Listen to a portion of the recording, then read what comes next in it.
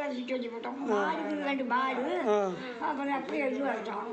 அது நல்லா காய்ச்சி போச்சுட்டாங்க. அப்புறம் எல்லாம் போட்டுட்டு நம்ம கடலை கொஞ்சம் கட்டி விட்டு அப்புறம் பலகார செலவு வாங்கிட்டோம்.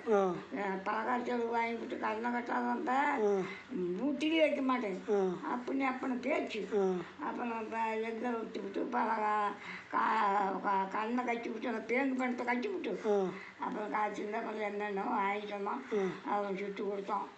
அப்படி நாங்கள் பவுனும் வச்சோம். பவுன் வச்சுருக்கிறீங்க பெரிய மாமா என் சின்ன மாமா அம்மா.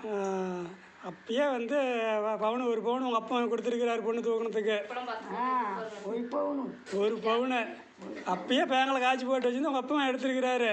இல்லை காய்ச்சி எடுக்க தேங்காய் போட்டு வைக்கல கடமாக வாங்கிட்டு வந்தோம் தேங்காய். ஓ அப்பயே கடன் வாங்கிட்டு வந்துருக்கிறாரு. அப்போ உங்கள் அப்பா என்னோட பெரிய ஆளு.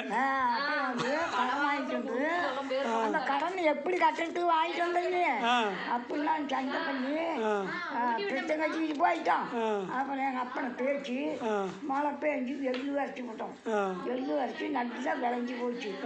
அவன் நல்லா விளைஞ்சி அவன் போட்டு அதை பேங்க பண்ணுற போய் கட்டி விட்டு அப்புறம் வந்து அப்போ என்ன குட்டி பவுன் என்ன குட்டி தண்ணி தான் குட்டி அப்புறம் நோண்டிக்கு ஆட்டு வந்து செலவு பண்ணிட்டு எனக்கு 1 பவுன் வச்சாங்க.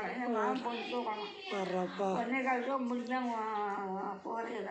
கூரையில் 1.25 ரூபா முடிஞ்சு விட்டு 1 பவுன் வாங்கிட்டு போயிருக்கிறான் அவங்க மாமன். புத்திசாலி மாமன் தான் விட. அவெல்லாம் வளையில பூட்டி போய் போடல மோதிரம் காலுக்கு போடலம்மா ஆளுக்காரு ஒன்றுமே போடாது 1.25 ரூபாயில் 1 பவுன் அப்பயே வாங்கிட்டு போயிருக்கிறான். புத்திசாலி மாமன் தானே அதை. அவனே எல்லாம் அப்பனே தான் எடுத்து போட்டோம்.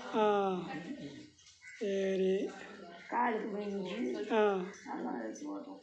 சரி பரவாயில்ல. கடவுள் மாலை அதெல்லாம் எடுத்து வந்தாங்க அப்பனே. அவன்